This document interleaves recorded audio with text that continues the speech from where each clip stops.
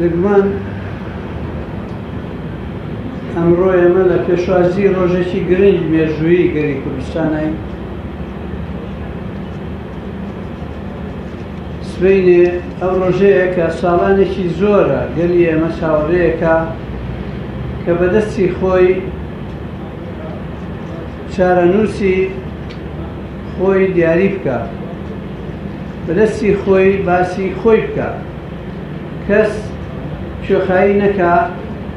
کەس وەکو خاسر سەیری نەکا، بەڵکو خۆی مافی خۆی بنووسێت، سەر بە خۆی دیاری بکە. تەبعاً ڕێفراندۆم لە هەموو کوردستان بەناوچە